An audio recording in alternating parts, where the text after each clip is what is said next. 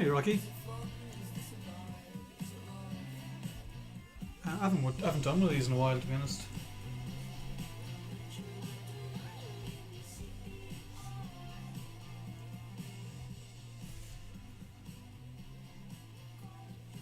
It's probably been a month or so, maybe.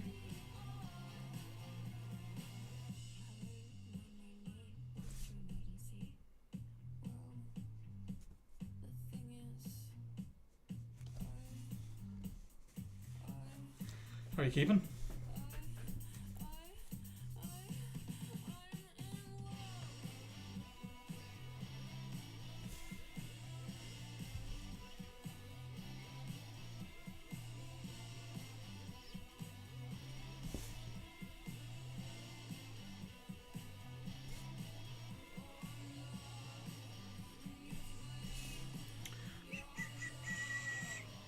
How long is your current commissions list you're working through? Just 3.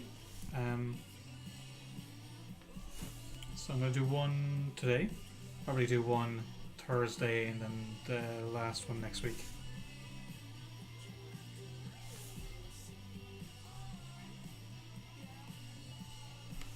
Just fine. I don't like taking too much anyway, because if I start to kind of feel overwhelmed, it stresses me out. So 3's all right.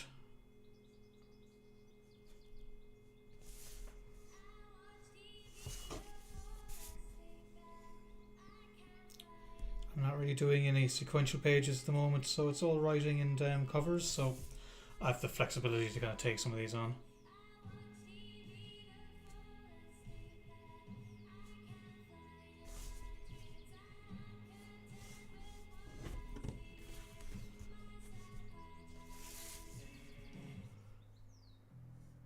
I thought I'd get more than 3, but I was only going to take 5 anyway, so it's grand.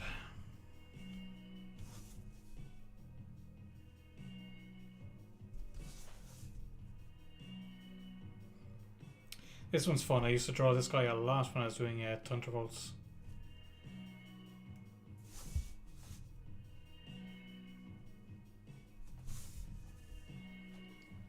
Hi, Budford. How's the heat been treating you?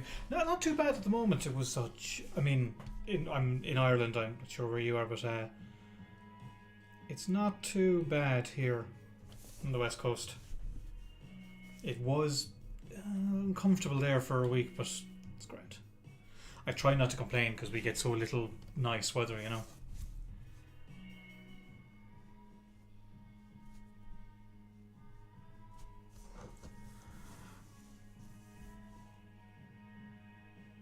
Yeah, not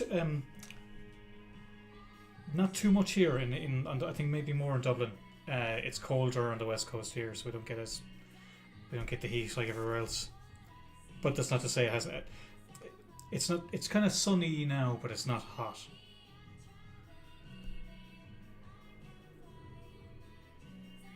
It was pouring rain there the other day, like so.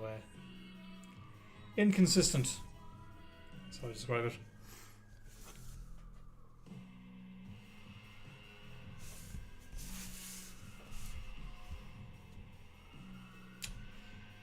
Sticking my bloody hand frame.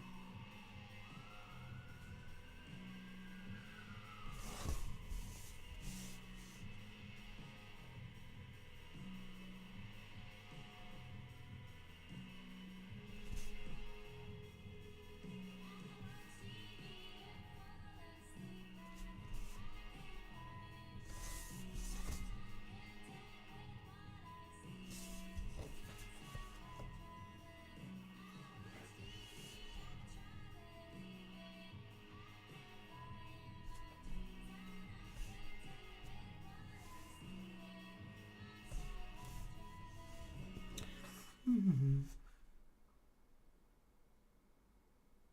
Oh, we're in Ireland, are you, Pudford? Pudlord. Pudlord.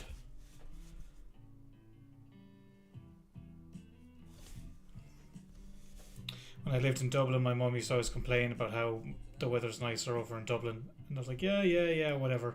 But I get it now.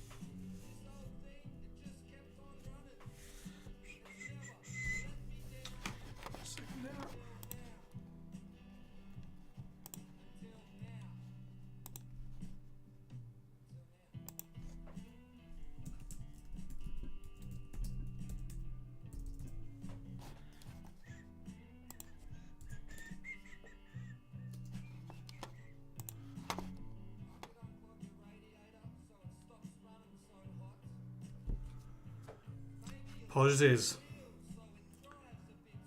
Mead. Oh, grand.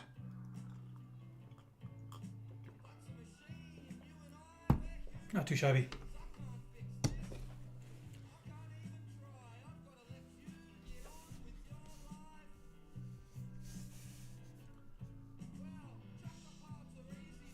Thanks for popping in, man.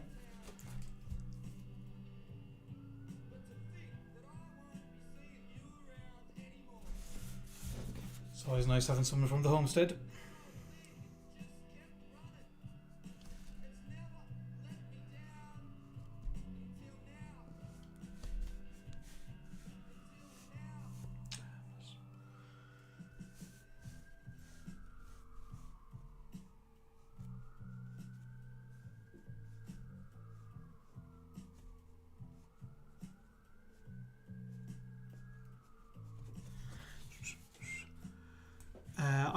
I knew you were going to answer that, Rocky. I knew it. What have I read? Sweet fuck all. I read Duke finally. I got it like months ago, and I finally read it. Went out and had dinner for myself and brought my comics, but I really, really liked it. It was very. I mean, you know, reading that, I'm going like, yeah, I'm basically trying to do this in Old Dog, like.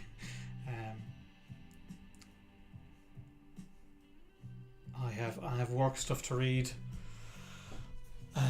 But I read what did I read elsewhere? Something else I read there recently. I can't think of it. Sorry, man. My stack is so disorganized. I don't know what I've read and what I haven't. I have Blood Hunt and the Marvel event and Deviant, the Deviant, out on my table for about a month now. I'm like, read those fucking comics, and I just haven't had a chance. But I keep them out so that I'll to remind myself. Oh wait, no, that's not true. I'm reading Stormwatch.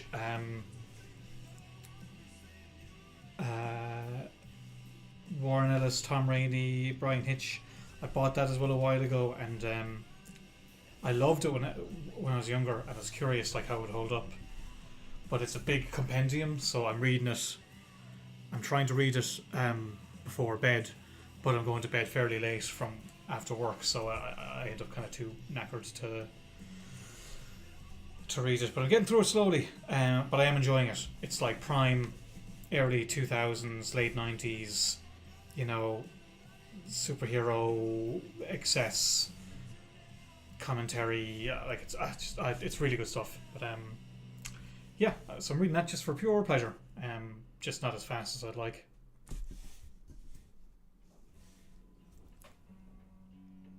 Duke was a lot of fun. I think my fave of all the G.I. Joe miniseries that recently came out. Things I actually don't. I know fuck all about G.I. Joe, to be honest. I wasn't into it as a kid. I think I was a little too young. But I really like what they're doing with all the Energon stuff and everything. So it's really cool. And I'm a big Tom Riley fan, so I did a cover for it as well, which wasn't in the trade. It was disappointing, but so even though I knew nothing, I was like, look, I'm just going to like the art no matter what. And Josh Williamson's a really good writer, so I knew that was a safe bet. You know, I knew I was going to like it at the least. But no, I thought it was great, really great, really good fun.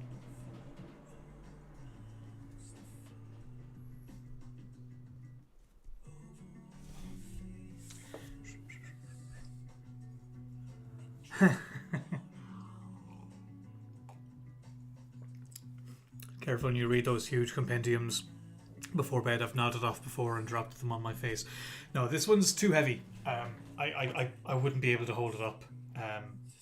So I casually lay across my bed and read it turned over on the side. I'm also reading Grant Morrison's Batman compendium. Is it a compendium or yeah? Again, I got it ages ago, and I was looking at it going, what the fuck have I not read this yet? I read it when it was coming out, when Andy Cooper was drawing it. That's why really I'm more of an Andy Cooper fan than I am a Grant Morrison fan. But I to myself I'm thinking, no, finish Stormwatch first. So I'm kind of hopping between both. But again, they're two big books, so let's continue a while. I finished Alan Moore's Wildcats, a Wildstorm stuff. Man, I barely remember that. That was at the same time, wasn't it?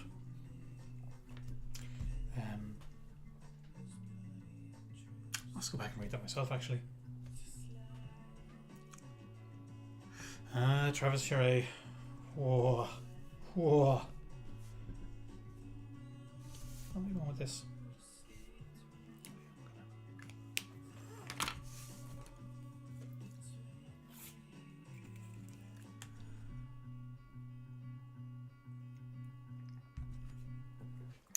Do.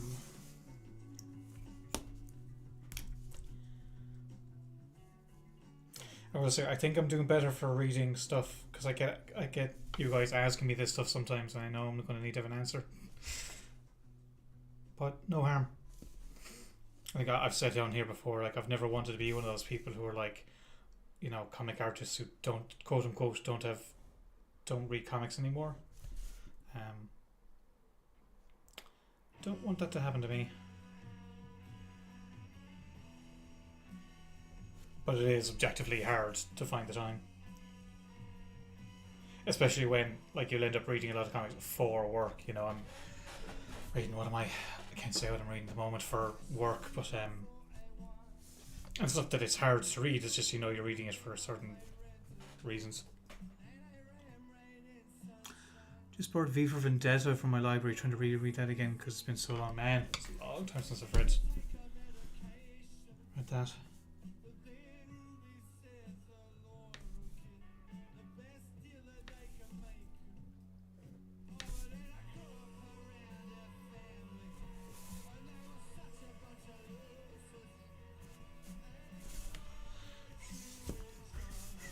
Have you heard of the artist Kenneth Rockefort? Yeah.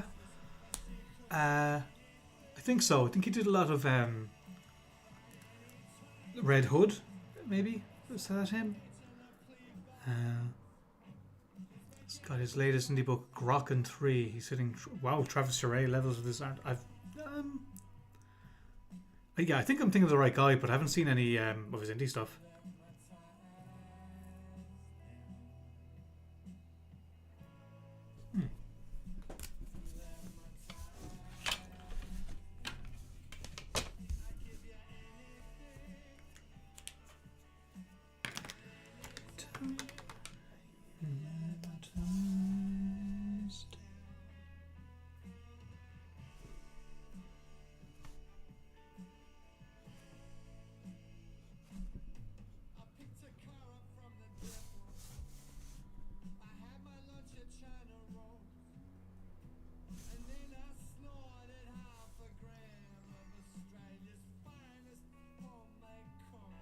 Well, I'll see you guys read at the moment.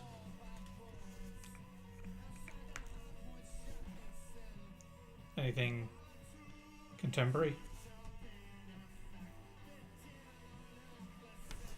How do you get your stuff? How do you read your comics, Pod?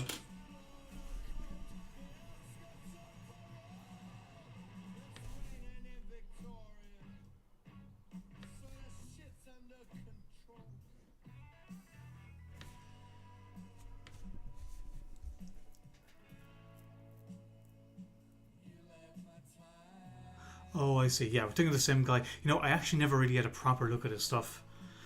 I think I didn't like his when I looked at it first, but then I saw more kind of design stuff he was doing. I was like, oh, that's pretty cool. But I'm not a big DC reader, so I wasn't seeing the Red Hood stuff. I have a bit of a blind spot there.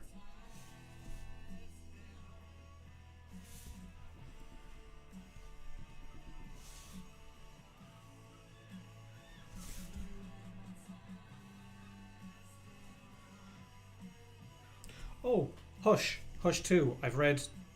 I accidentally read the third part first because I thought it was the first part because I didn't know what the numbering was. So I have to go back and read the first two. But my curiosity with the Jim Lee's work, I couldn't contain it.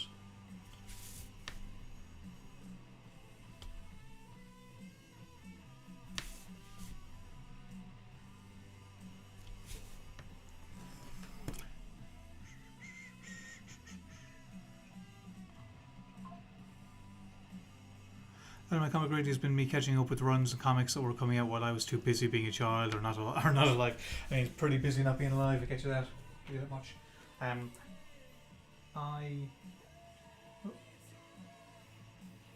Yeah, I hear you. I'd kind of not been reading comics when I was in college, so there was a comic shop in Limerick for a while, and when I went in, I saw the Ultimates, the Hitch, Miller Ultimates, and what else going on at the time? The Ultimate Spider-Man. I just think everything looks so completely different. I think there was some really, really great stuff going on at the time. So yeah, I'm kind of looking back at that, but especially because they're collecting it all in such nice volumes and stuff, you know.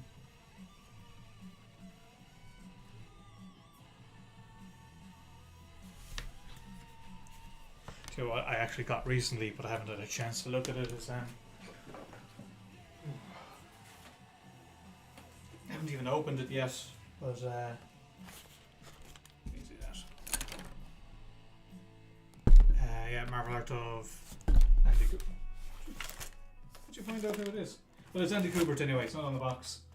As a massive X-Men 90s Andy Kubert fan, I'm dying to open that up and like really kind of get lost in it. But again, haven't had the chance yet.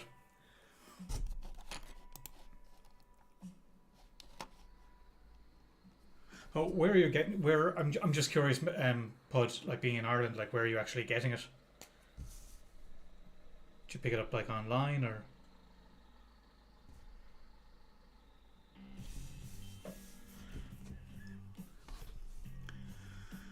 Rocky. Current books on my table: Absolute Batman, Geiger, Redcoat. Oh, that's cool. I haven't read the Ghost Machine. So I just did a cover for Ghost Machine. So I only know that book. Let's see. Hyde Street, Exquisite Corpses, Hush 2, Moon is Following Us. What? Oh, East of West. Oh, there's a new East of West compendium, isn't there?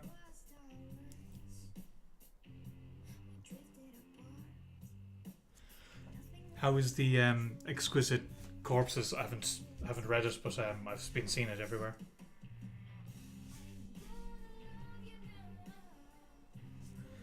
I kind of don't want to like it because it's doing lots of cool stuff that I'm just jealous of the cool stuff they're getting to do.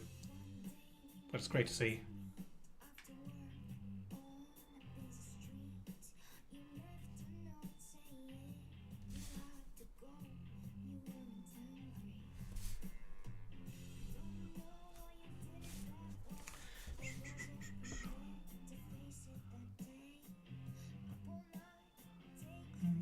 Yeah, I haven't read Moon is Following Us yet. I'm really missing my first week or so for my art animation college. Abimel. So I'll be missing my first week or so for my art and animation college. Is it going to be alright? Am I just nervous? Why are you nervous? That you're going to miss out or something? Or are you studying? Oh, thanks, Tyler. Me and Crossbones go way back.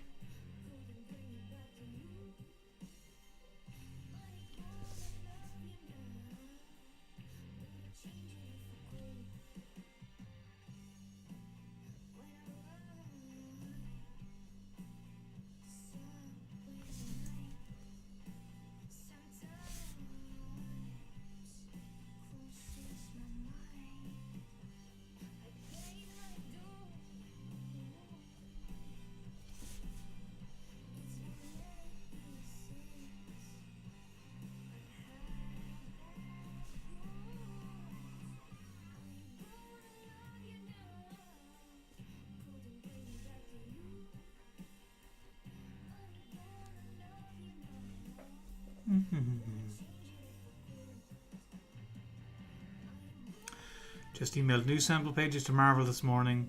Wish me luck. Good luck, Tyler.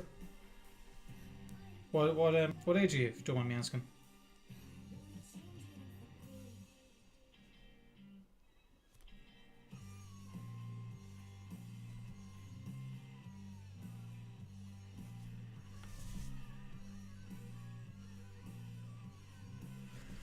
I emailed Marvel my stuff when I was 13, I think.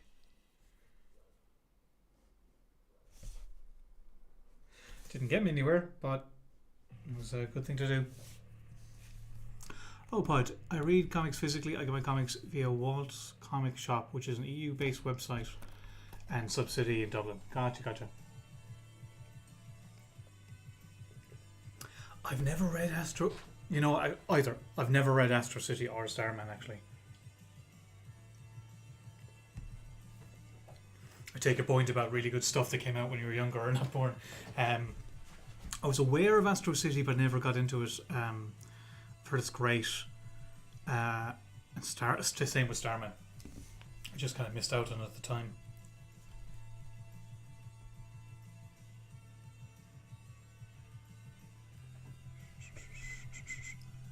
27.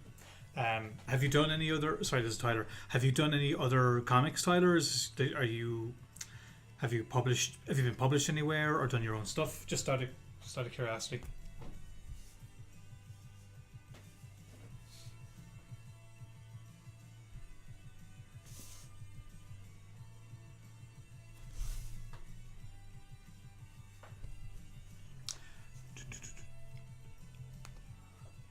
Oh, I have a mail. I would think you'd be okay. I wouldn't worry too much. I'm sure you'll be able to catch up, and I wouldn't worry too much. I don't think you're going to miss anything that's going to like really cause you any problems. And you can always catch up. Look. I remember my first day in college, and I was petrified. And I look back at it now and I wonder what the hell was I so worried about. So, take it seriously, but don't stress yourself out. You'll be fine.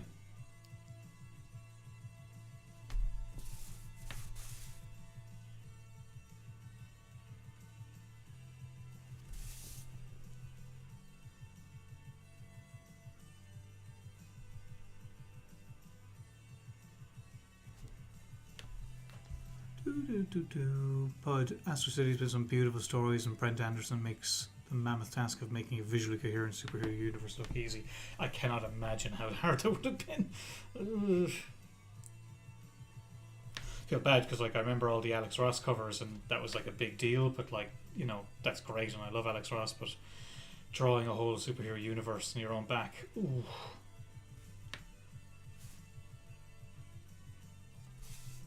No, thank you.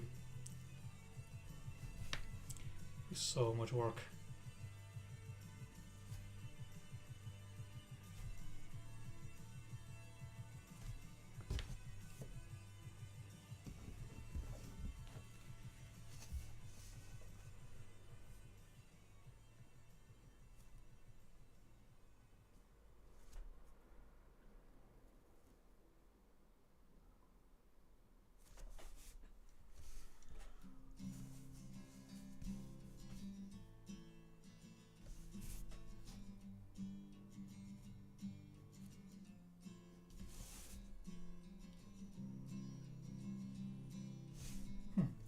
Strange sense of deja vu there.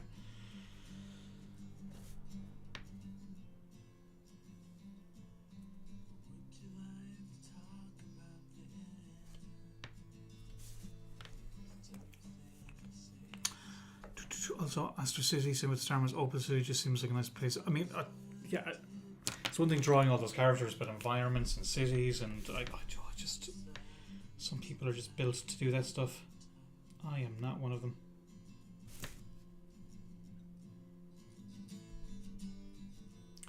So forgive my curiosity about where you're getting your comics. Just I'm always curious people in Ireland where they're getting their stuff, because I had to go to, when I was growing up here, I had to go all the way to Dublin to get comics. I didn't know. It was really hard getting your hands on them. All the American stuff like.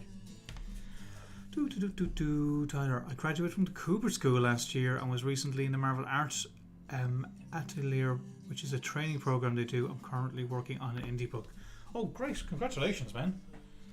I saw someone else there's a lady on Instagram. I can't think of her name, but I saw she'd just done it. So I guess you're in that photo too. um, uh, I mean, going to the Cooper School in the pro. I mean, that's. It sounds like you're. It sounds like you're making all the right moves, man.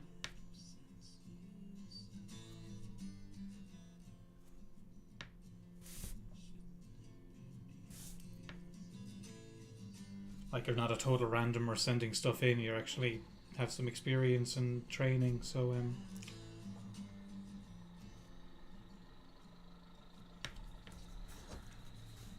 you're working on an indie book. I will say, and I'm not putting you down by any means at all, but in general, I think Marvel like to see that you've like done work elsewhere on and handed stuff in on a deadline. So sometimes they kind of like wait a while. They wait to see you get other work before they kind of take a risk, because like a new person, if they haven't seen you do work elsewhere, they'd be a bit nervous. So just a bit of a heads up that might happen, and if it does, it's not the worst thing in the world.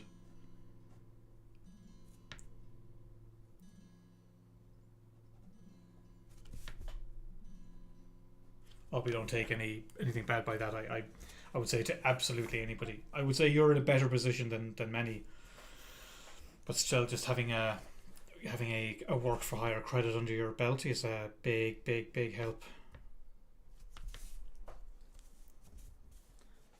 I wouldn't have had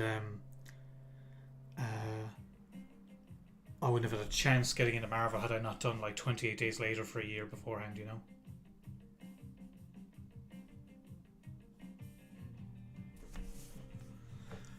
Must have been Rose or Catherine. I genuinely don't know the name. I just saw the work, thought it was good.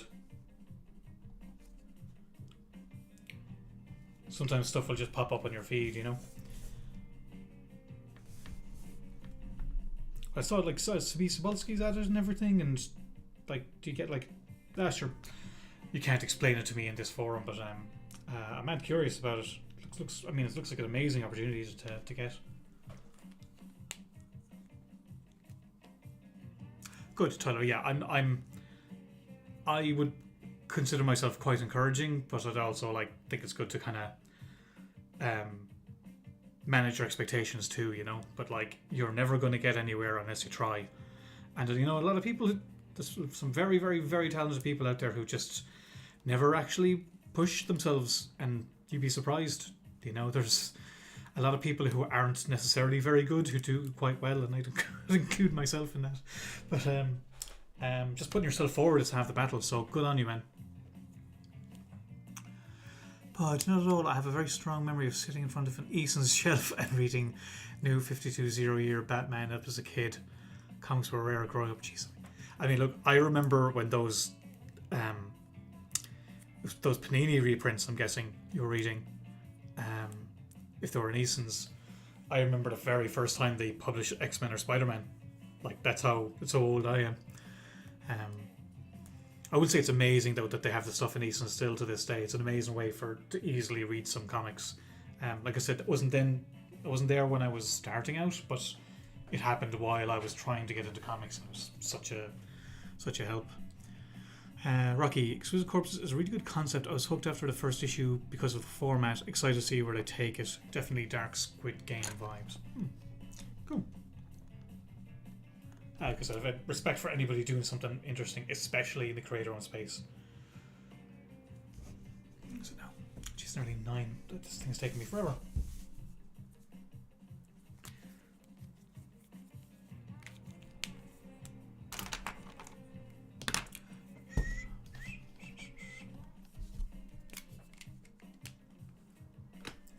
Yes, thanks for keeping me company, guys. This stuff couldn't get... If I wasn't live streaming, I would just draw this listening to, well, music, I guess, but or listening to a TV show or something. But this is a little bit more social, thankfully.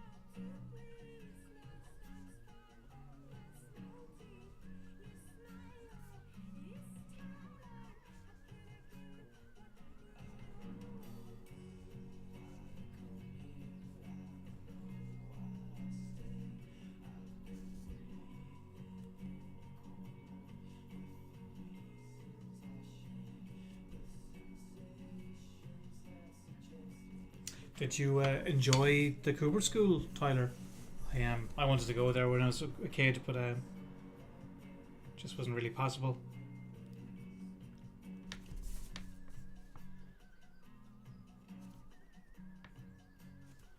But I met Anthony Marquez. He was here in Ireland a few months ago, and he was very nice. Like, I was thinking, like, he must be a lovely teacher.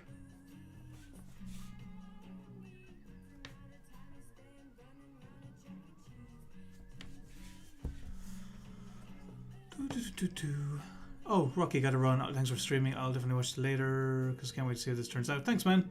Yeah, have a great time. Have a good one, man. Nice to hear from you.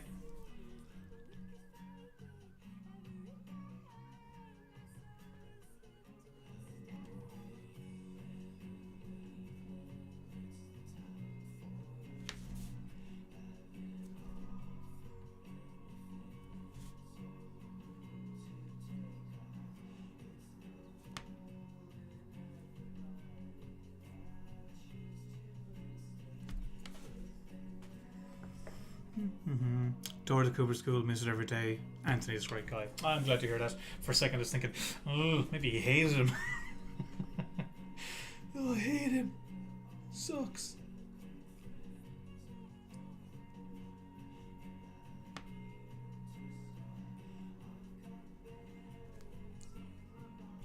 Are there many examples of people who like go to the Cooper School and break in?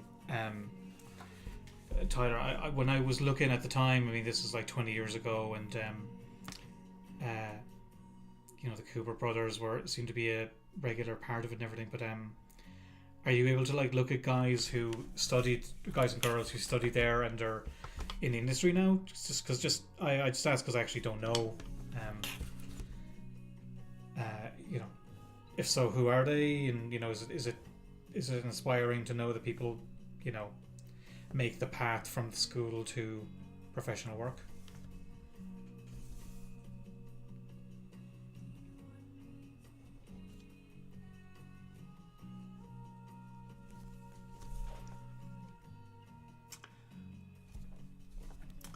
But Anthony Marquez is a great style. Look, from a family of teachers, they can be kind in person at merit in the class. No comment as regards teachers. I know too many and I wouldn't cross them.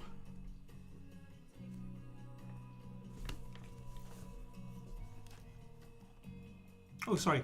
But I've been struggling with writing lately. It's very demoralising writing comic scripts with no artists or anything beyond your words. I mean, I can't relate because I'm very fortunate that, everything I'm working on writing wise is getting drawn.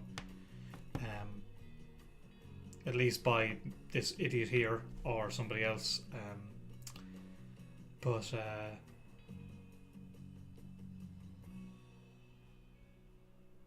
Sorry, I was just thinking there. Yeah, but I mean, it's why I don't, I would have a hard time working in a creative industry where nobody sees what you do.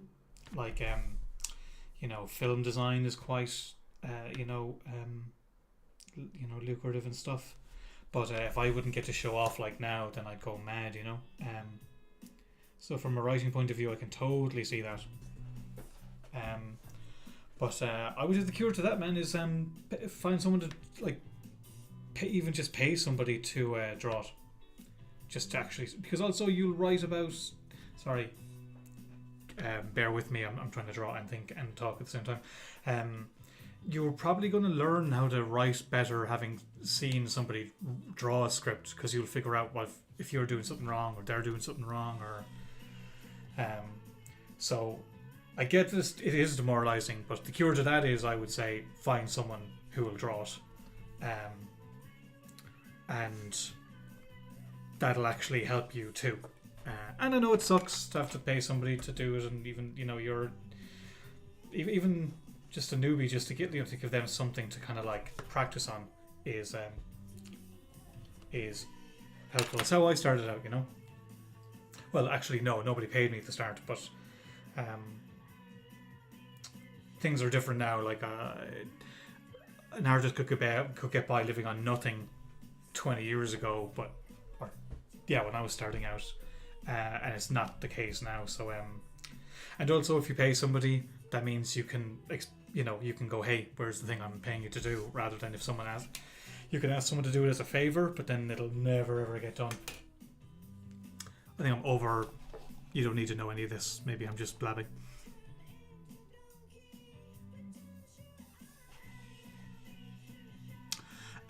Lee Weeks, Amanda Connors, Brad Anderson. Definitely, I know about them, Tyler. I'm just curious, is there anybody closer to like your age group? You know, I would have grown up looking up to those guys. Just out of curiosity. Like, I know my friend Clayton Coles did. My friend... he's my friend. What's his bloody name? He's doing the book with Jerry. Gary Brown. Oh, I couldn't think of his bloody name. But they're all contemporaries. Like, I don't know of anybody like younger than that.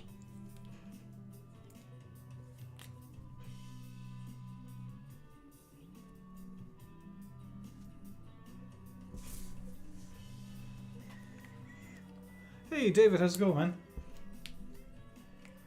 It's Artist of Chitara Stormbreakers, everybody.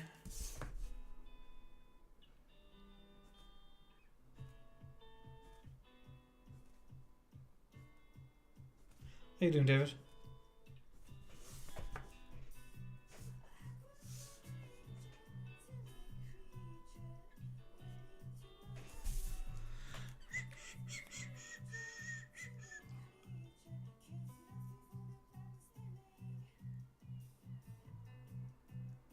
They probably should have paid me. Be on better terms now. I know, like my first thing I ever did was a thing called Hero Killers. I didn't get paid to do it, but I went to a convention in the UK, and this writer basically said, like, look, you know, I write stories and I publish them, and if you want to draw something, I'll write something for you and I'll publish it. I can't afford to pay you, but I'll publish the story. And at the time, I didn't have anything published. I was basically just, you know, an amateur. So he wrote me a script, and I sat in a room in Limerick for 2 straight months and drew a book called Hero Killers. The art is terrible, but it was good for me to sit down and actually do a whole comic, and I was a much better artist by the end of it. And it ended up winning like this indie award that year, and that's how I started out. I mean, there's much more to the story, but that was the clincher that kind of got me moving.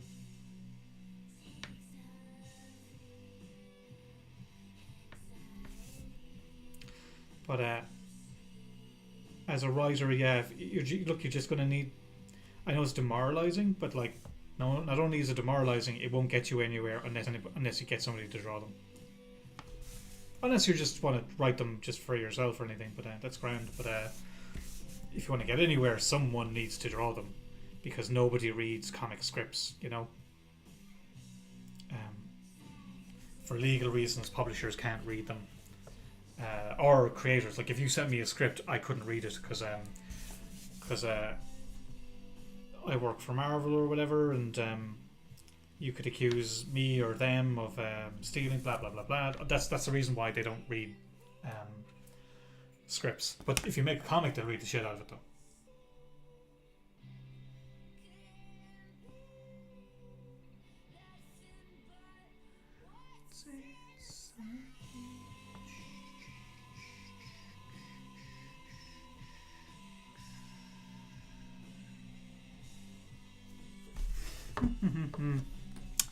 David, thanks, David. Cheers. It's taking me forever for some reason. I'm out of practice, maybe. Trying to get as much clear off my schedule before it all kicks off. Well, there just won't be enough time, no matter what. I always need more time, but that's wise.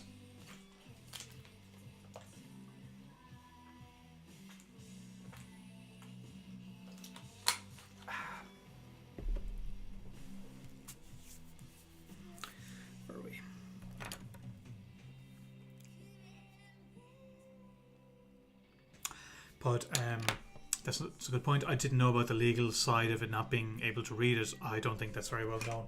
It doesn't seem to be, because I see people saying it all the time, but it always seems to be like news whenever, like, you know,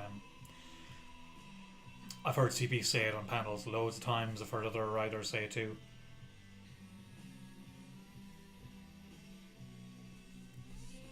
But yeah, if you want a company to read your comic, it needs to be a comic, not a script. So if that helps you kind of push yourself to get it made, then, well, then all the better, to be honest. But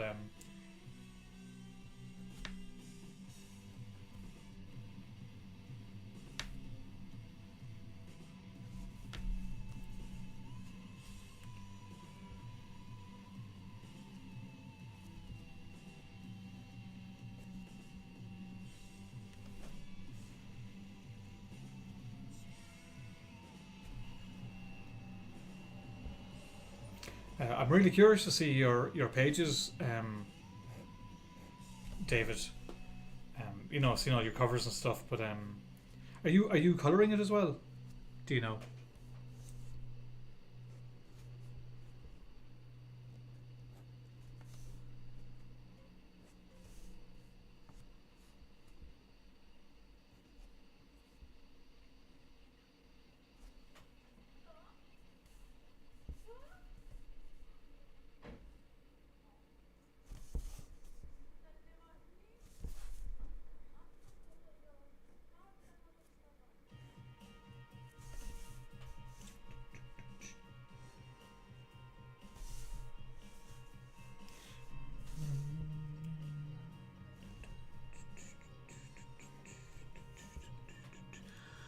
I was offered colours, but I knew the turnaround would be tight, so I opted for just lines. That's fair enough, man.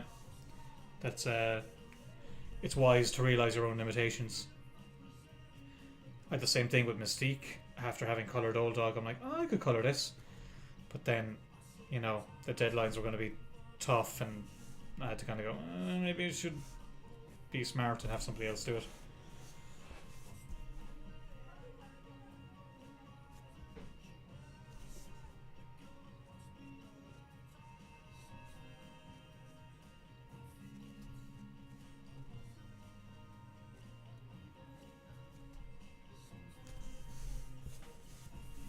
I'd say I would do that with any. Well, maybe most work for hire stuff. I'd probably. No, I don't know. Depends on the gig, I guess. How much time I have. If I had a very big project, I would go like over 100 pages. I'd go. I'll work with a colorist. I would be nervous in general because you never know who you're paired with. But I got Matt Hollingsworth on Mystique, so. That was fine. But you also have to know your limitations and like what's the best thing to kind of concentrate on. Tyler, we'll be at New York Comic Con. Yep, that's the plan. I actually just checked on that today to make sure. So yep.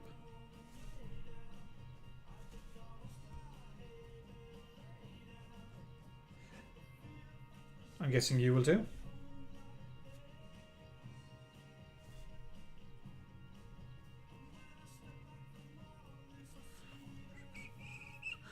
David, I agonize over colours more than I do lines and inks.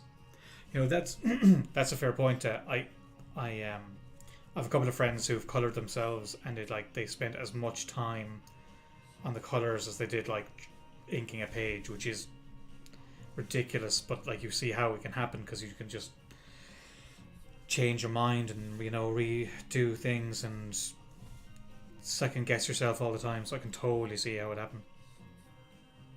That's why I do my, you know, I don't know if you ever see my layouts, but I'll colour those to stop me from second guessing myself. I kind of did it by accident, but it ended up saving me a lot of time.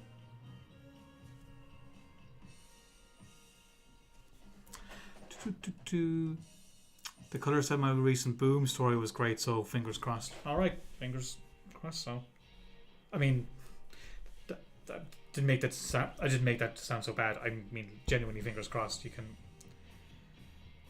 never know. But I think we've looked out pretty much on colours on the Thundercats books between Martina and Roshan and Dervla, and you know, we've done pretty well, I would say. Tyler, I'll make sure to stop by your table too, man. And you know, if you want a portfolio, not that you have to, but if you want a portfolio review or anything, I'm happy to take a look.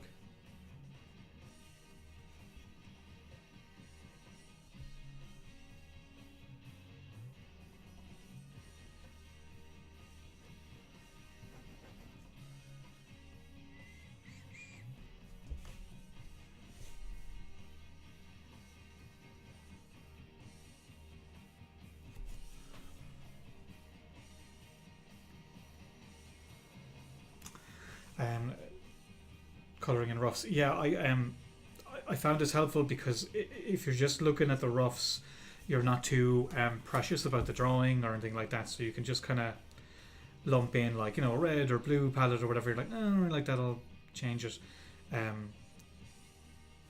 You know, because you're just looking at the broad strokes of things rather than getting too into the weeds. You can make gut level decisions and see how they work rather than it affecting like a big complicated piece. And you know, you can still change your mind, but I think it kind of it cuts out a lot of guesswork in my experience anyway.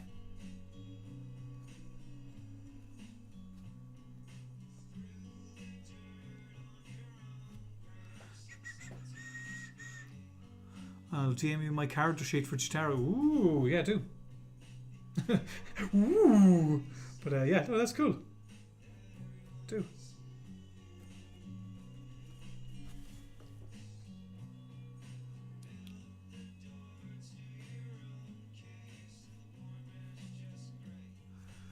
But Lord, be sure to hydrate. I hydrate the crap out of myself at shows.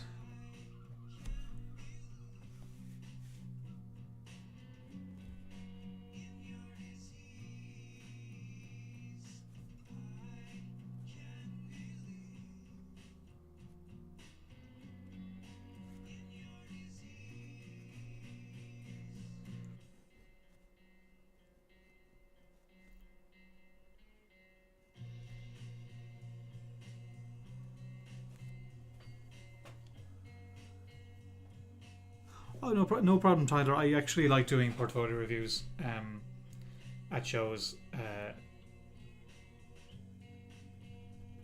I got so much help from, you know, I mean, not help, but like really helpful feedback when I went to conventions and showed my stuff around. And there's really nothing quite like a face-to-face review where someone can just like look right in your face and go like, this needs work. You know, you suck at this, but this is really good, and you know.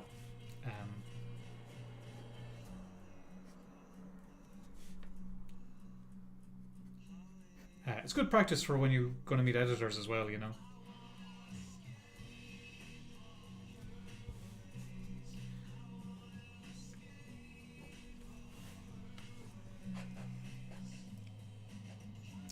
Better make that ooh. So, you know what? I promise you, I will. You'll never know, but I promise you. What is this pen I'm using? Tyler's asking. This is a Hunt. Can't remember. Hunt Globe 513 E. F. EF. I messed around with a lot of quill and pen nibs and stuff when I was younger, and I never really had much luck with them, and I was like, nah, this isn't for me. But then I just tried this one out, and it worked out for like the kind of mark making I like to do. Like I quite like the Pentel brush pen, but it's really pissed me off. It's just bleeding so much onto the page. You know, it's where I get these kind of lines, but it's just bleeding so much that it's very hard to kind of like control the line weight. So it's really annoying me right now.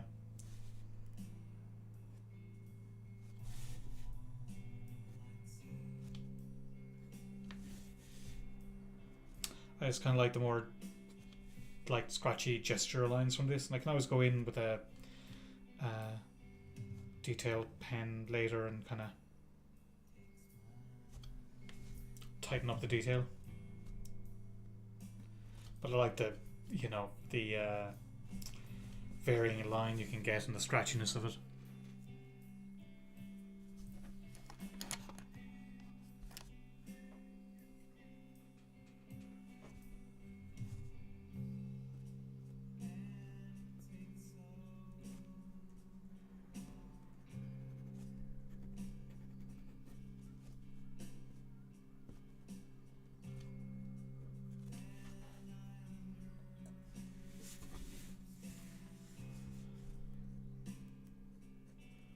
See if I can get nice kind of like texture lines here.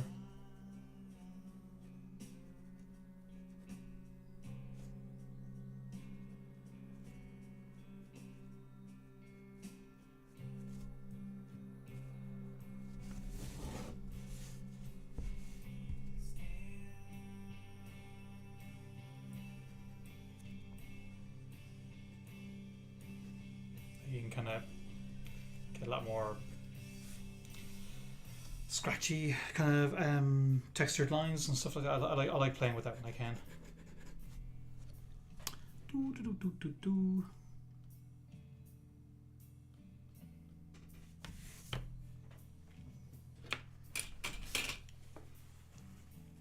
Currently switching between a Pentel pocket brush, Tombow, Fuden Nosuk, and a 0.3 for fine details. Yeah, I'm using a...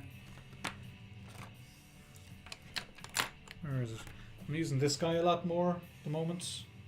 Wait, Tombow. There you go. Yeah, okay. We're using the same thing. And I'll use a lot of these as well, the Faber-Castell pit pens, depending on the line I'm going for.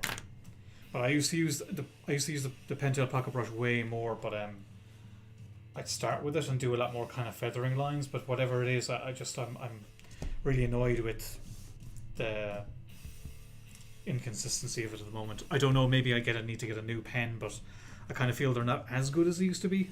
But at the same time, they're the only, like, I can't get these kind of longer brush lines with the Tombow, you know. Hey, Brunson.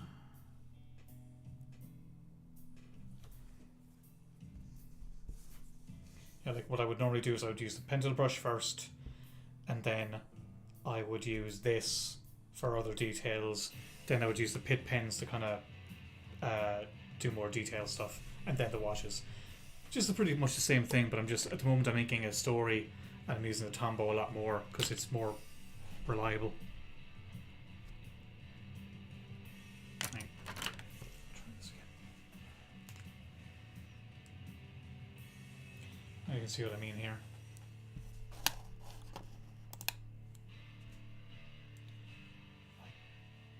Like it's, I have to kind of rub off excess ink and then try.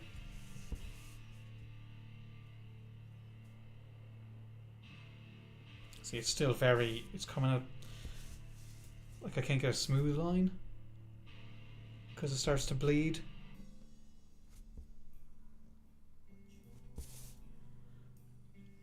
So yeah, I'm getting really pissed off with it, to be honest. Because I like it because you can change your line weights, but if you can't depend on the line weight you're putting down, then it's very hard to you know, work with other ones.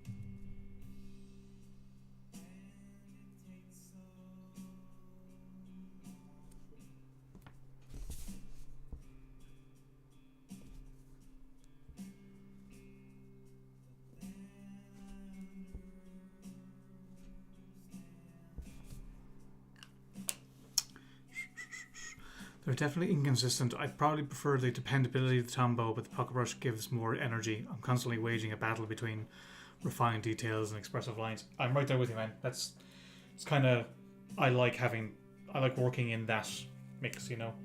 Like I'd like this to be fairly light, but I'm gonna try.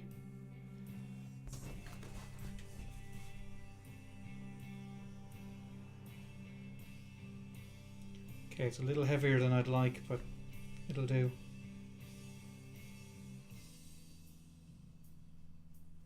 But I keep having to rub off ink on, you know, with this tissue, which is another pain in the arse. Like I'd normally do this. I'll try.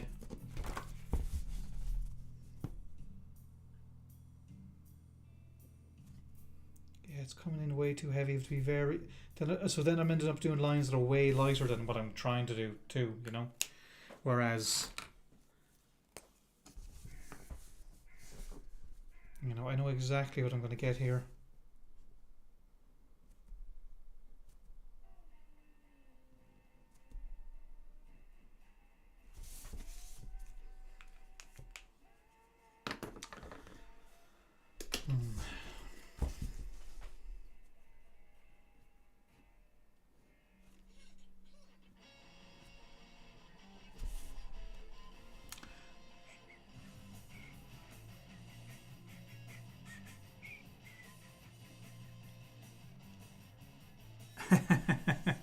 Crossbones pictured here walking away from the first third of the movie Predator. Damn right.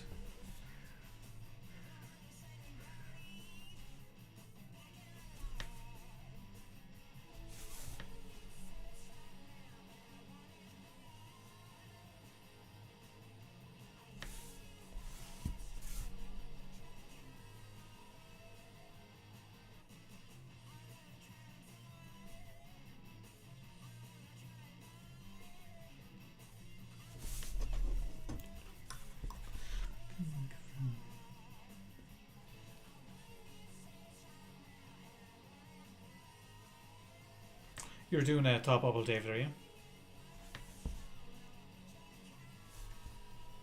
Or are you doing New York? I can't remember.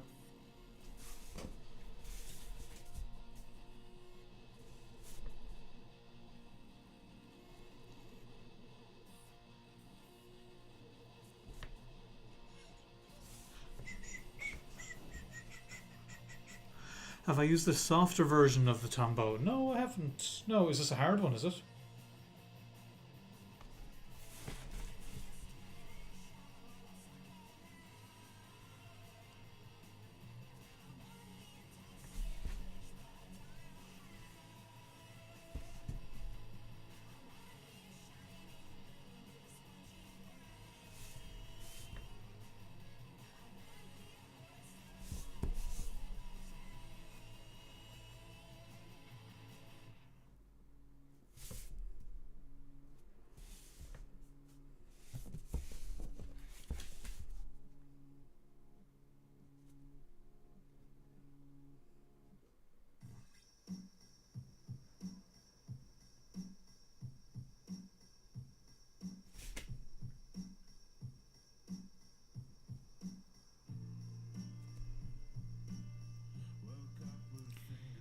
See, some of those lines are a little bit too uniform for what I'd like. I'd like there to be more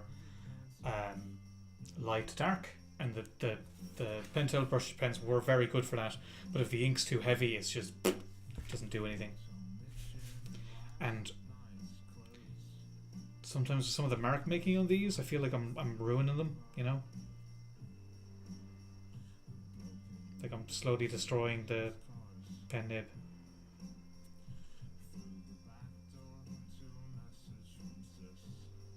This is very inside baseball for everybody else, sorry. Yeah, I got them in two back. The one you have there is the one I use for controlled lines, and the soft one is similar but gives more range. Oh, okay. I'll have to look that up. It was Luke Sparrow on Terminator who got me onto this, actually.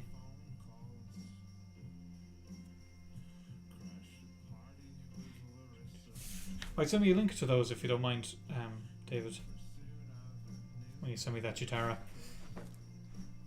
Oh, and I don't know. I don't know if I'm going to Thought Bubble. I probably will. I just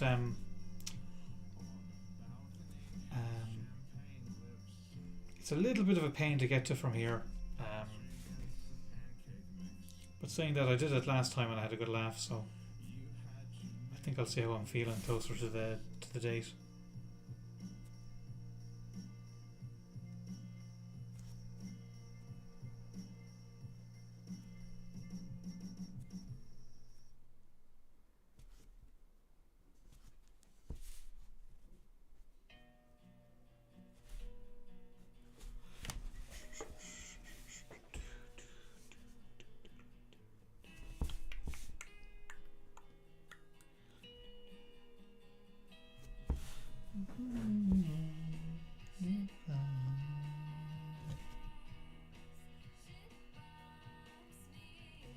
I also think the ink is a little bit lighter in them, and they fade a little bit more when I rub things out. But like, nothing's perfect, you know.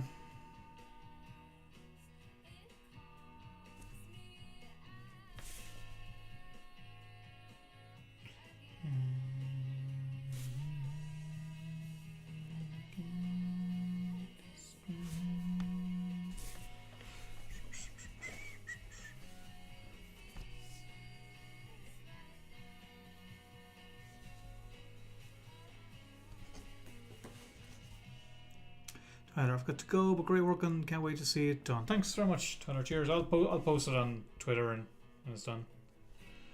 I still have to do all the grey wash and stuff, but I don't want to be too much longer. I'd like to be done in a half hour. Let's see if I can manage it.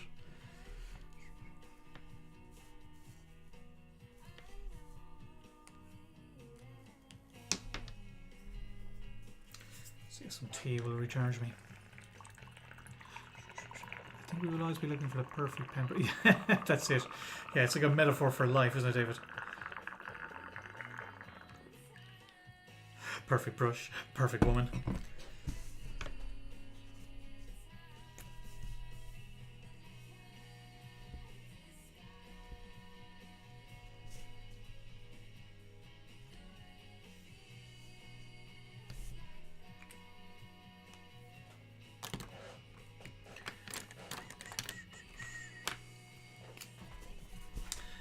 See, I'm going to try tighten these up a bit now.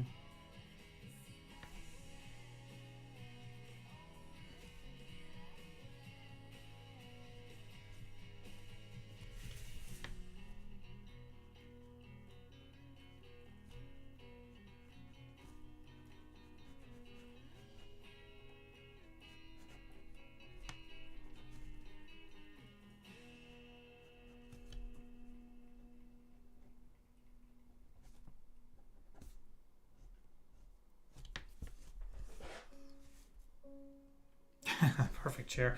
I've actually got the perfect chair years ago. That's I would say saved my back probably. I always try to say that to artists who kind of go pro is like, get a good chair. It's hard to justify somebody like spending like $1,000 or so on a chair, but like better that than back surgery later on.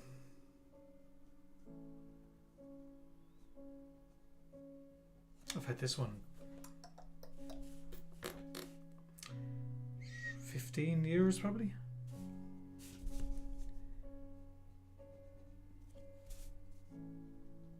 I wish it didn't make.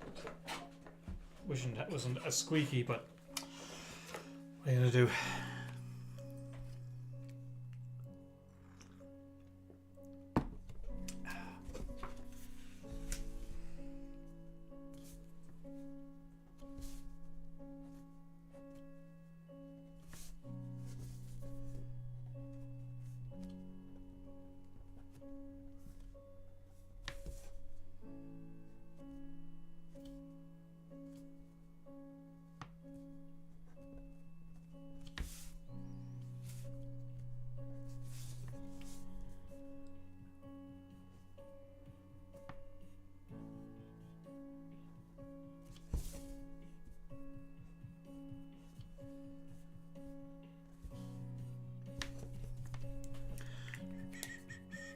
Oh, we went standing desk. That's, I mean, I just can't do it myself, but I've heard a lot of friends rave about it.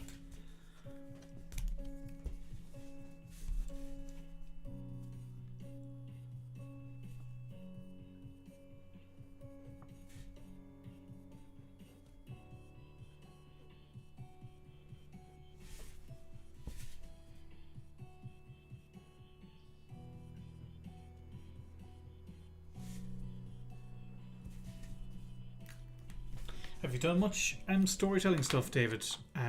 Before this Chitara, I've only seen the covers, so I actually didn't know.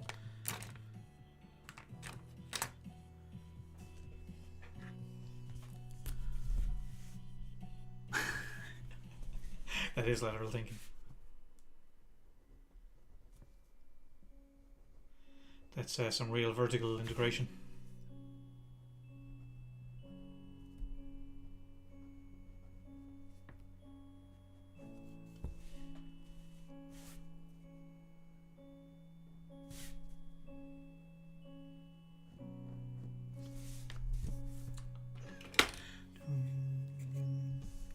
Oh, hey Jeremy, how's it going, man?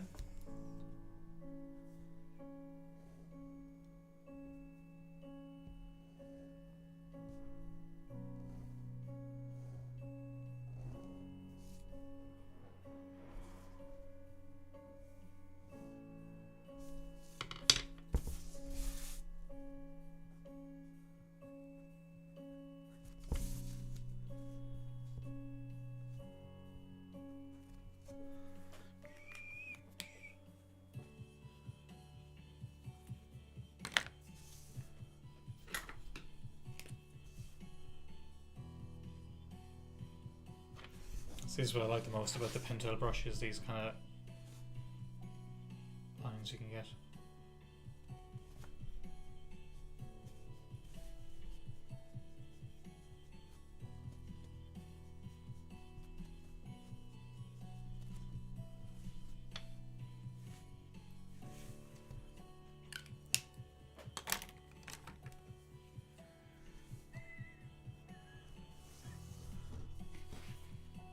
Good, yeah. Glad you could catch it too, Jeremy.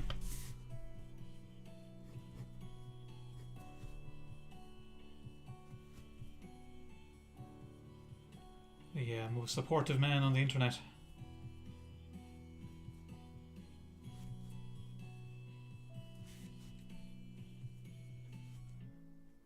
You're, I would say, the only reason I know anybody who actually sees anything I post anymore. I'm like, oh, okay, good. Jeremy saw it, so it's fine.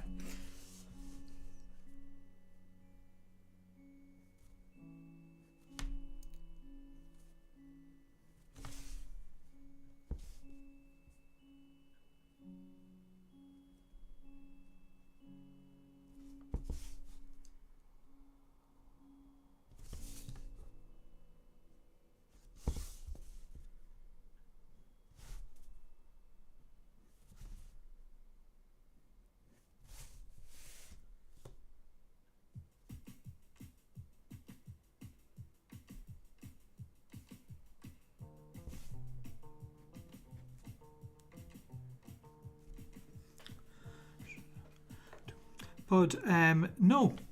Well, yes, no, yes, and no. Everyone, because when I went to the States to show my stuff around, everyone assumed I had. But I did a short story with Rob from Sub City. We did a freak show story for like a small press thing they had.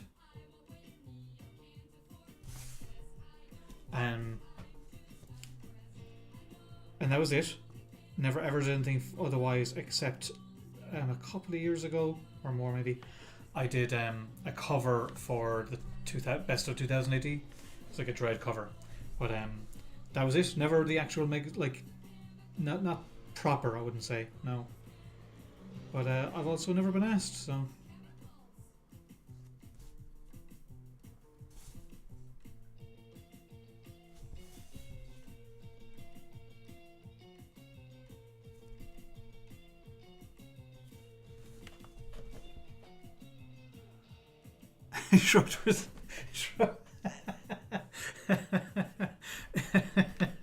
Indeed, Schrodinger's cake.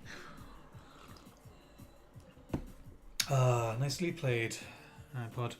But yeah, that was it. Everyone, when you come from this side of the Atlantic, Americans think anybody has worked with 2000 AD. Not that I wouldn't. And I really liked doing that cover too. But so yeah, I was technically published in the magazine years and years and years ago with Rob.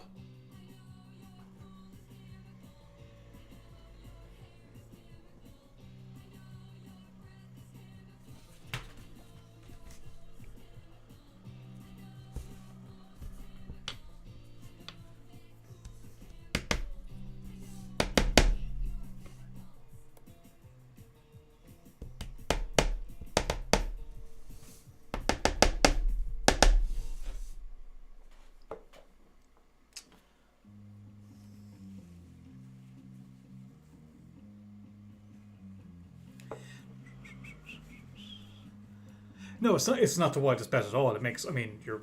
Although not anymore, man. Of all my friends, like the regular Irish guys that I know, none of them have worked with 2000 I had one mate, Bob Byrne, did stories there, and he was my one Irish mate who did 2000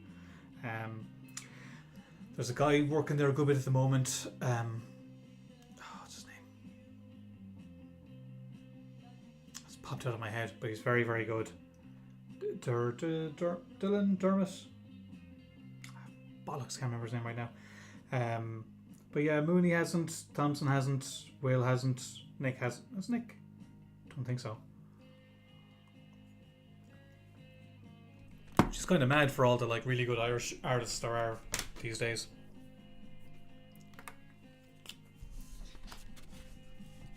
It's probably because I'm prejudiced. Nah, that's bollocks. I'm just kidding. But yeah, it's not the path to the American market that it was when maybe I was a kid, you know.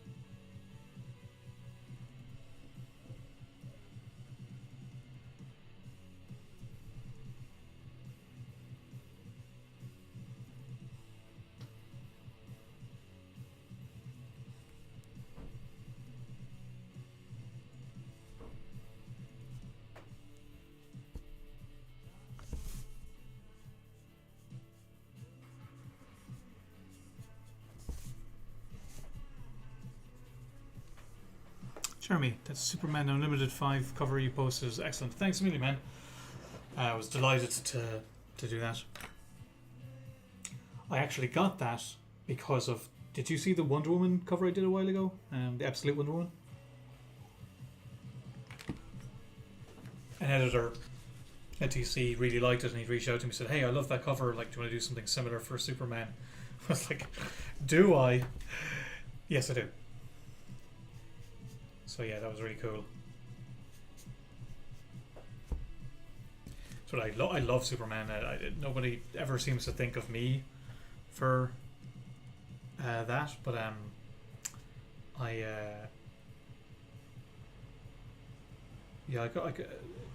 so do one day. It'd be hard to do just because you'd always be trying to think of doing something iconic. But basically, the cool thing about that was the editor said, "Hey, do you want to do something like iconic and designy Superman cover?" And I was like, "That's all I want to do." So that was really cool.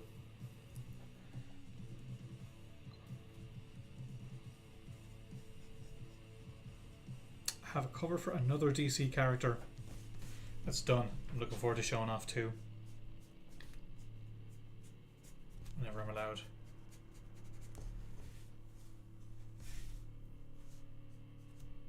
yeah, I've done like technically now like 3 Superman covers, including Absolute, in the last year. I did not see that coming, but it's pretty cool. Superman is a great lad, lovely fella.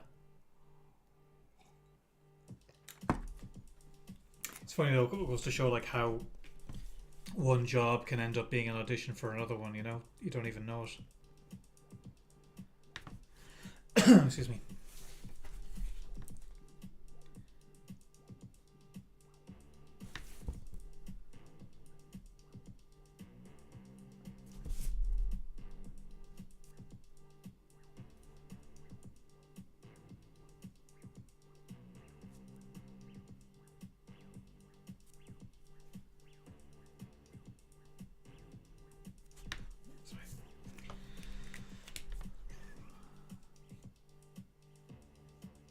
Your animal, vegetable, mineral, man. Cover this top secret. Cold.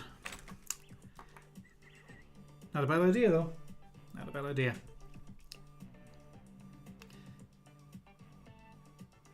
Where's my feckin'... Oh, there it is.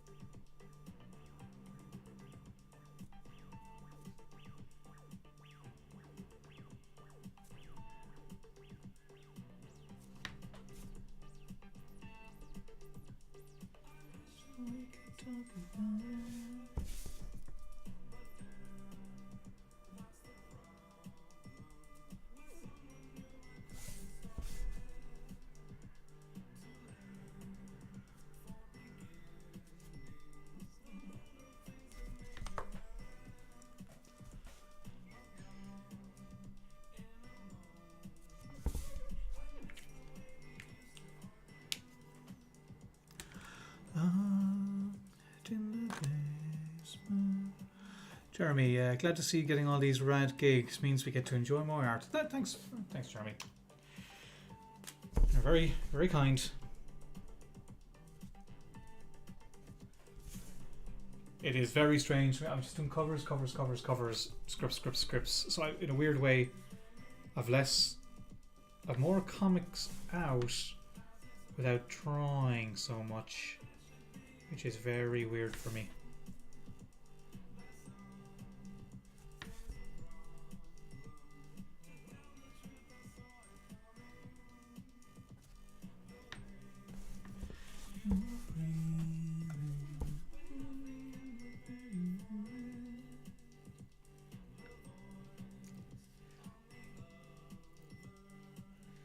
Getting to do the DC stuff is cool because I'm just like mainly been hired by them. I've done a little bit of DC stuff here and there, but yeah, getting to play in that toy chest is pretty fun.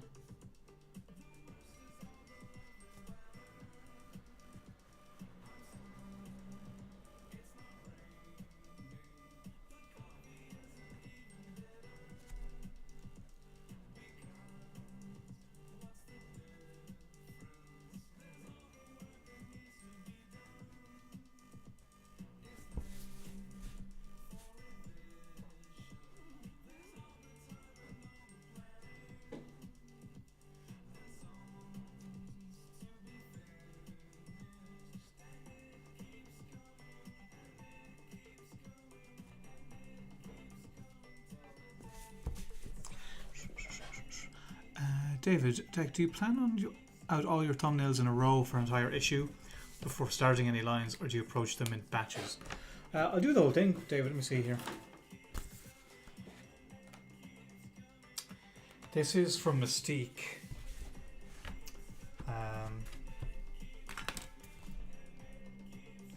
So yeah, this is issue 5. So I'll sit down and I'll do all my layouts in one go. Now this is, I will pencil them out, so this is all like 5 by 7 centimeters roughly.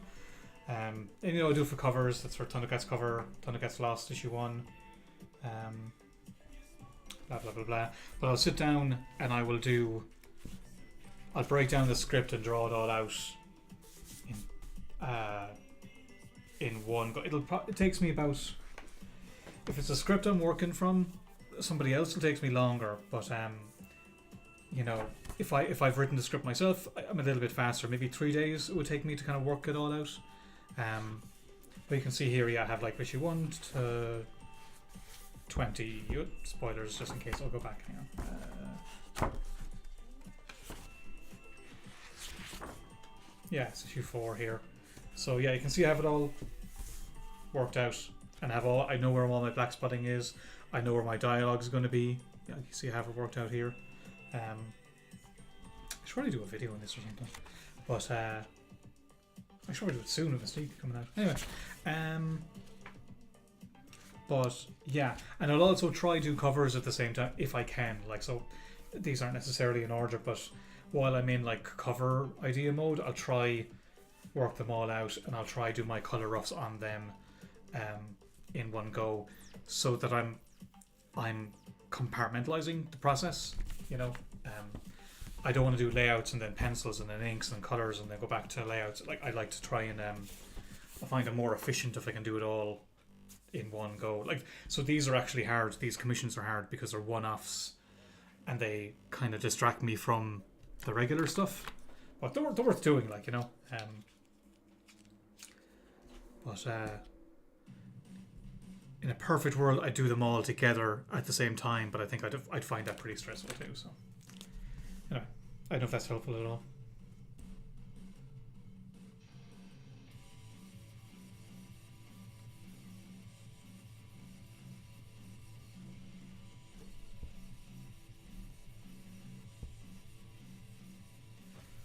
Okay, that's all the drawn part done. Oh, thanks, man.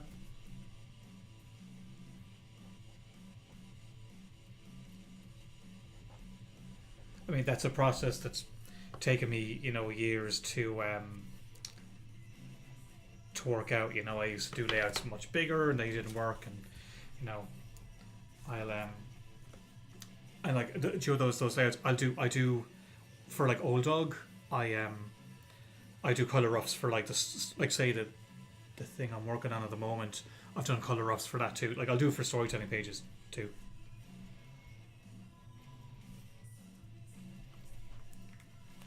Okay, I think that's that. I'll just do some washes and I'll be done. Oh, thanks, Jeremy. I want to do a book of layouts. I've been wanting to do it for years and years and years and years and years. Maybe next year. I don't know who would really want to. I know you would, and I appreciate it, but I don't know if like there would be a lot of people who'd want to see it. But I love it. Like, I love having like the sketchbook. What's this? It's Alien Annual from a few years ago. Moon Knight piece I did for the show. Closet cover. You know, unused Mandalorian. Unused. What was it for? That image book? It'll come to me later. Time for Time. Star Wars one that changed as it went. Terminator. That was a Mystique cover that didn't. I ended up doing a version of it. That was for Terminator. What else I got here? Terminator cover, Apex cover, Mystique cover that didn't work out. These are my two options for a chamber cover. They went with that one. I can't remember that one, but this is Old Dog short story. This is actually a help Joe Mulvey on one of his pages of Terminator, because we're trying to work out what we were going to do with a splash page, and I ended up drawing it out for him.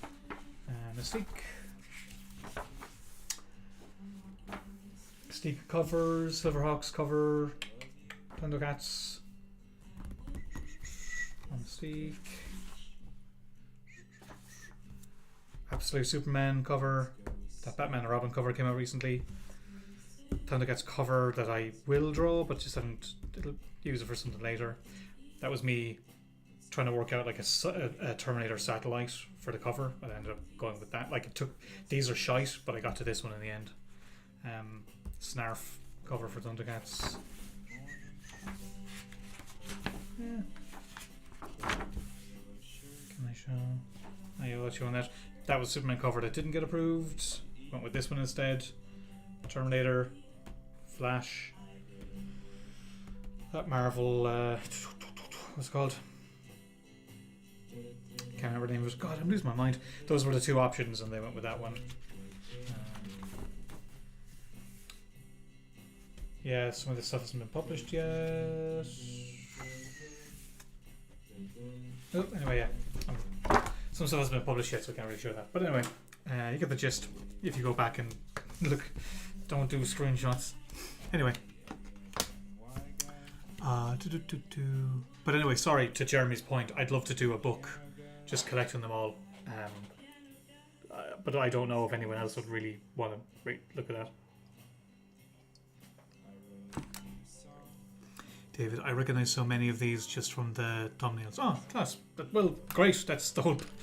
That's the hope, is that the thumbnail is so eye-catching that the cover will be too, you know.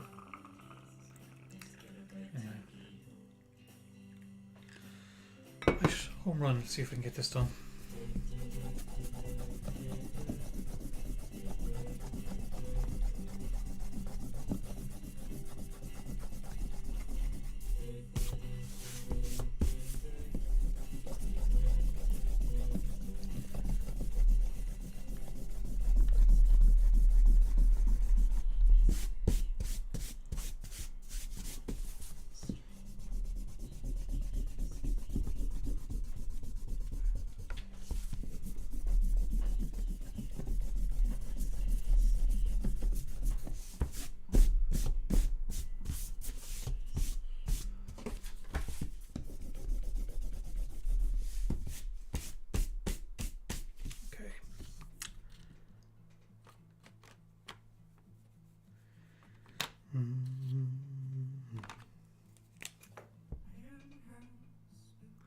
At the very least, Jeremy and I would like that. But well, that's good too. Two is better than 0. I'll accept that.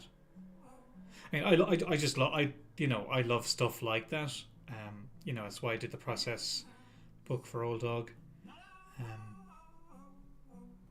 And I put the layouts for Old Dog in that. But I'd like to I've just so many layouts over the years, and I just like the look of them.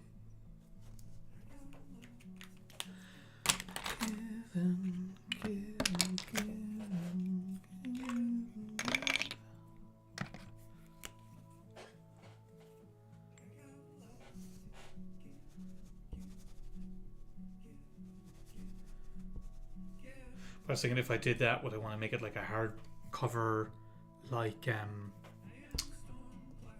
like a sketchbook would be, or it's hard to know what people actually would pay for.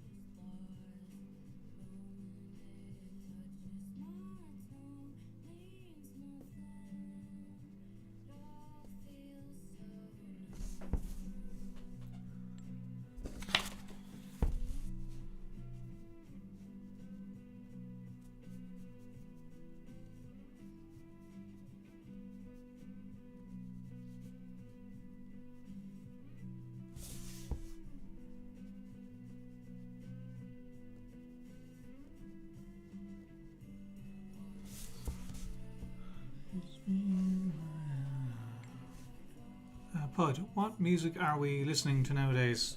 Chat and Declan. I don't fucking know. I I lost track of music a few years ago, and I've been trying to listen to as much new stuff as I can. What I'm playing is basically a playlist I listen to most days. Of I basically just stick on Spotify and listen to new stuff, and if I like it, I'll put it on a playlist and I'll just kind of play that stuff over and over again. But new stuff's hard to find. I find like I listen to stuff and I go, wow, this cool, it's cool and fresh and new, and I find out it's 10 years old. But I found a new band called what's their name? They were playing here in Dublin and everything, and I didn't book it by ticket in time.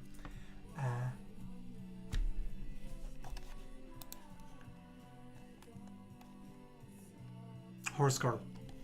Really like them.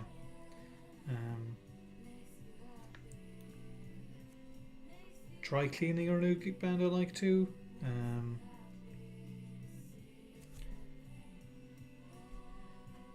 And I just got tickets for Alex G in Dublin later in the year. But yeah, by all means. What are you guys listening to? Oh, Ralph, hey man.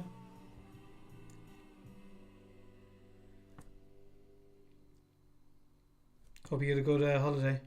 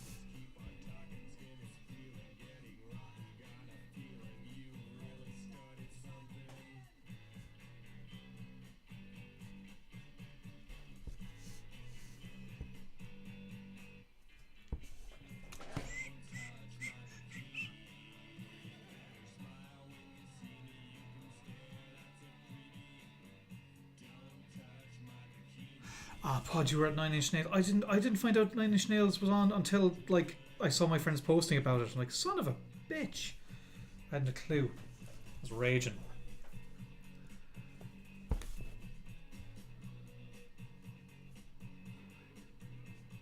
And it's like I'm busy, but like I wasn't so busy I couldn't have made the time to go see Nine Inch Nails. I'm annoyed.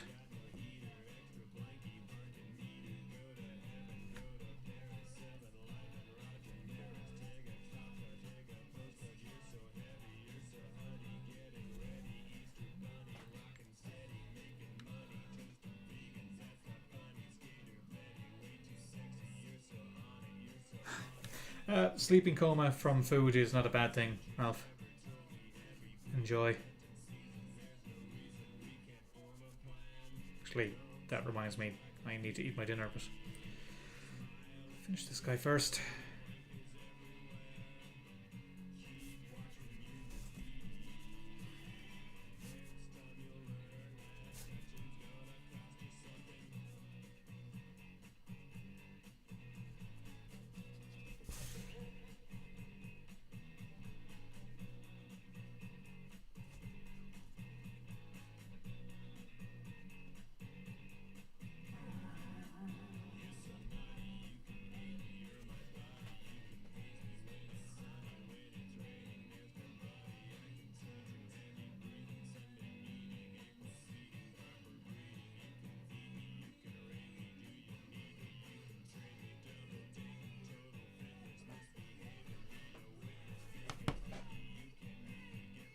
They started in Dublin. It's probably why I didn't know.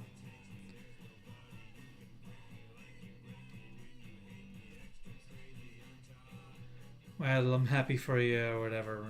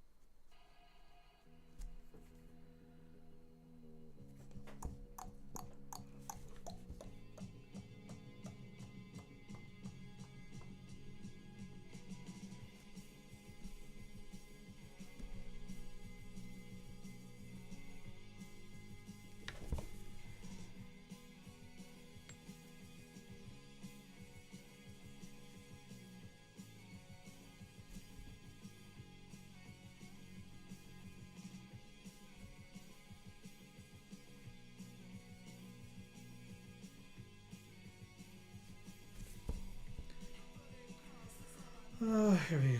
Getting there.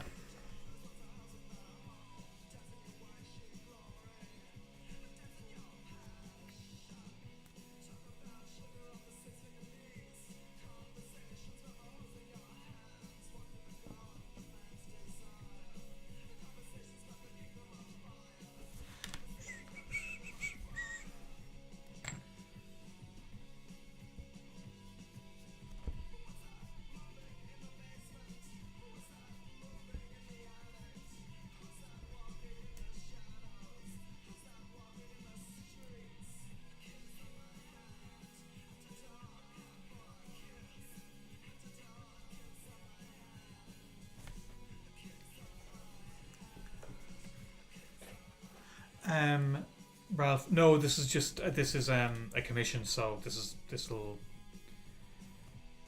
isn't for coloring.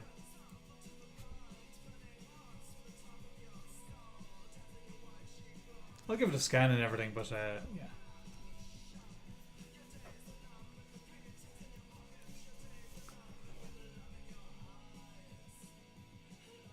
Mountain goats.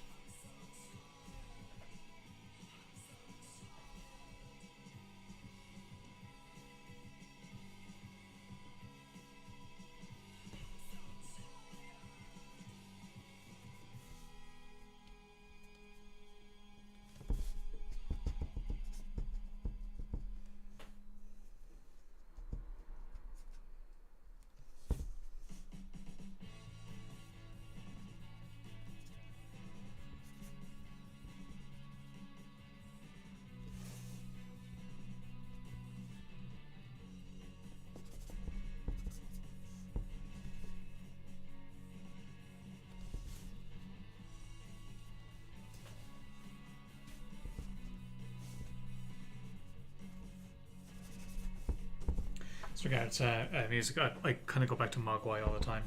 It's great work of music. Love that band. And they're playing in Limerick soon, or during the summer. So I'm delighted about that.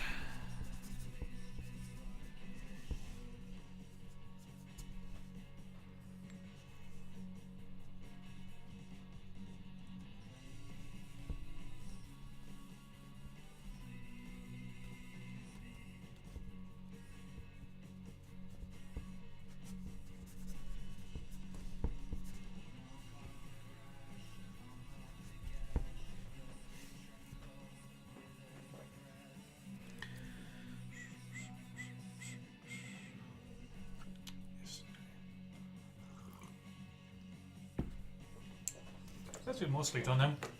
I'm going to go in. I'm just going to go with a darker grey and try bump that up a bit, some values up a bit. Where's my brush?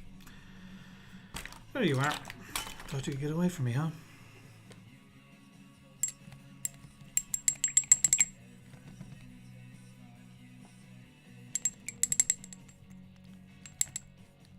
Okay, let's see if that does it.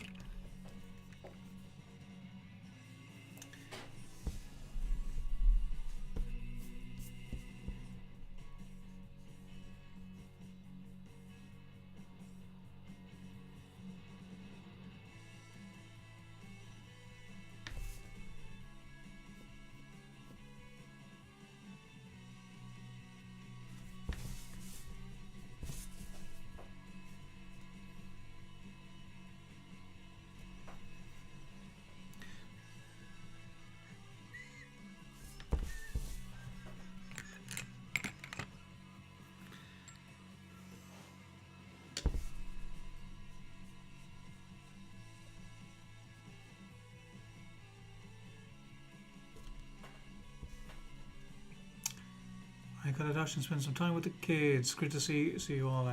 Cheers, David. Oh, that was fun for you.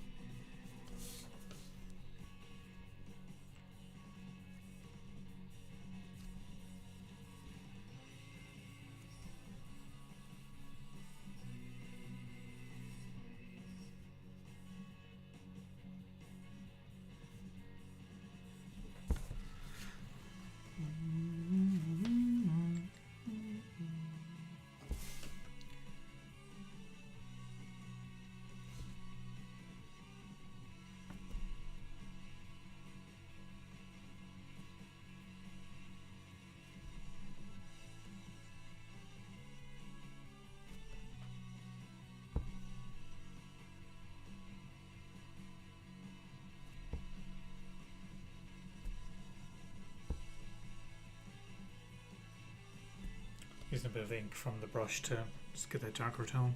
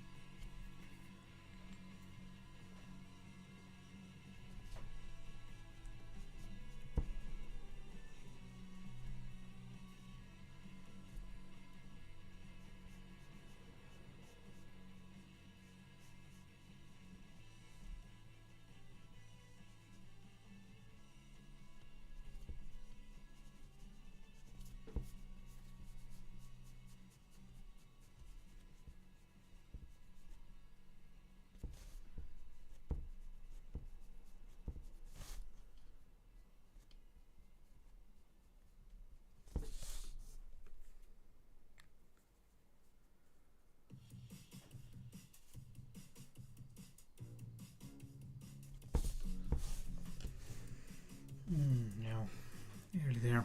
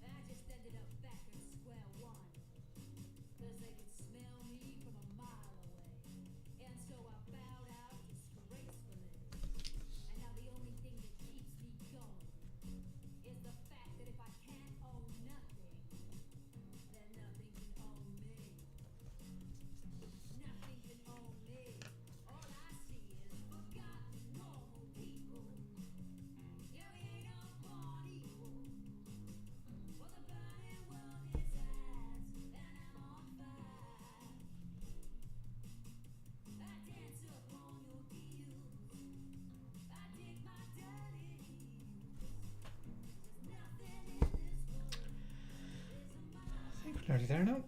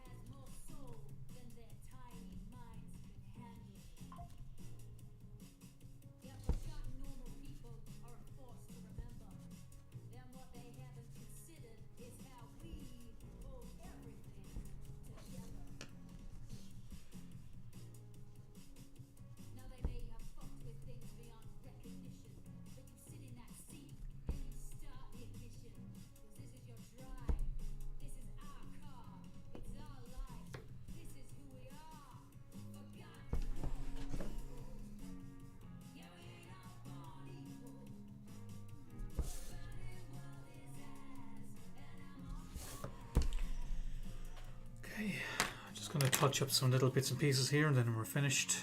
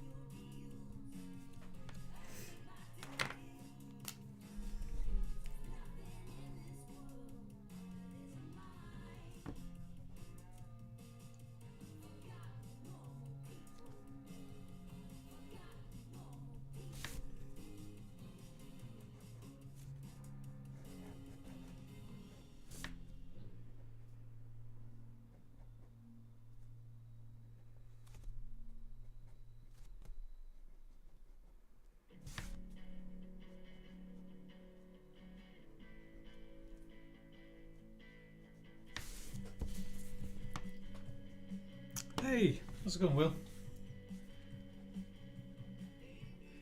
It is getting there now, nearly done.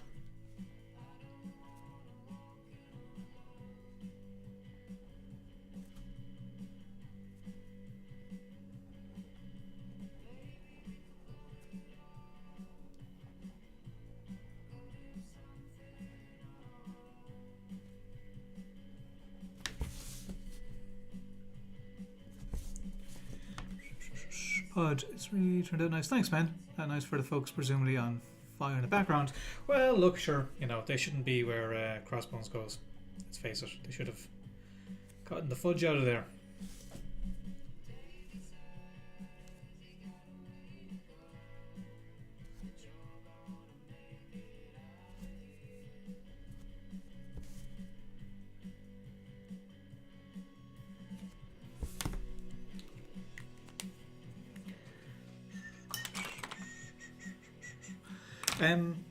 I just use well, I just take some Indian ink and I just mix it with some water, and then I'll use this brush here Now I think you can fill it with ink, but it ends up clogging the mechanism. So I just dip it in the water and just kind of splodge around, you know.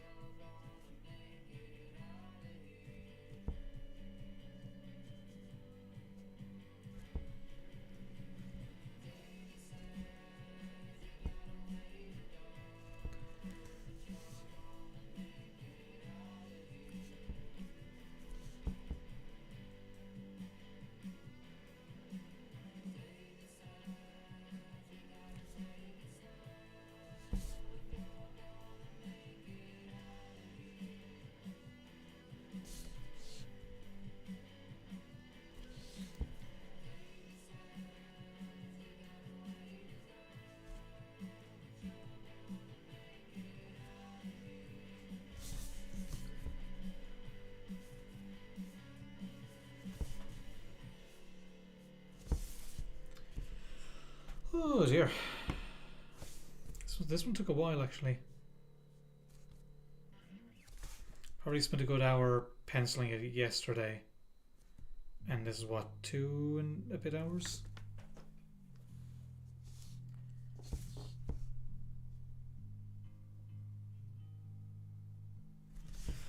If another one due, I'll probably do on Thursday. That's going to be very hard actually. It's a cool commission, but it'll be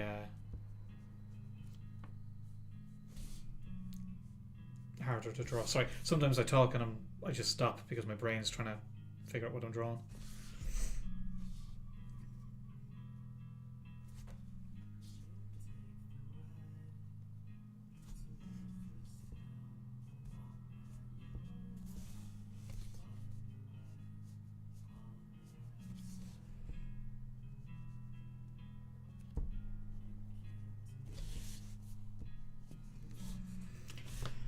That's it.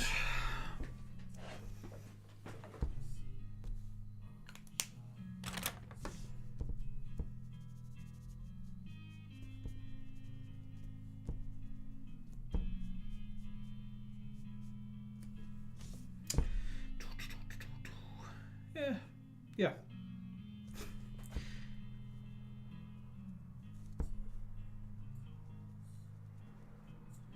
Yeah, if I don't stop, I'm just gonna make a hames of it.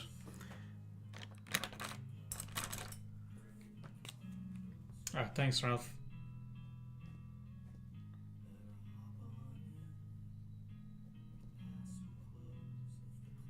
I do find these very distracting from like the regular work, but it is nice now and then just to kind of do something fun.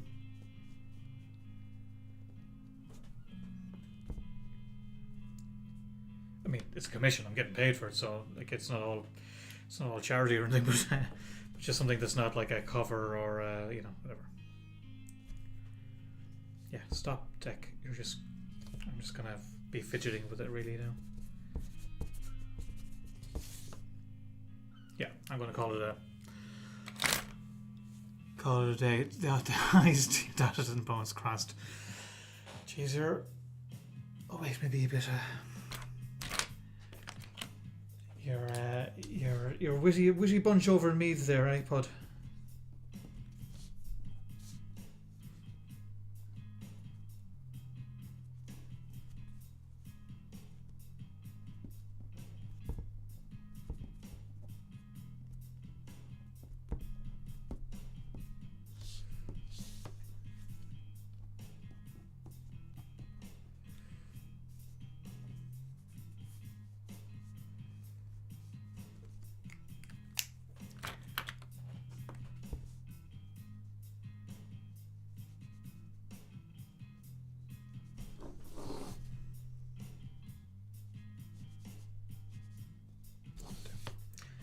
Yeah, I'll leave it at that.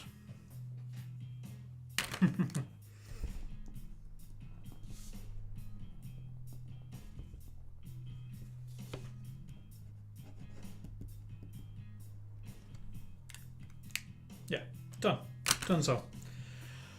Hoi, okay, well, I should be back on Thursday, I think, if I have to do a cover tomorrow, but yeah, if we get all that done, I'll be back on Thursday if you're around. If not, I don't know. It's not really my problem, is it? But no, thanks for keeping me entertained anyway for the last 2 hours. But yeah, I'll catch you again next time, guys. Thanks a million. Good luck.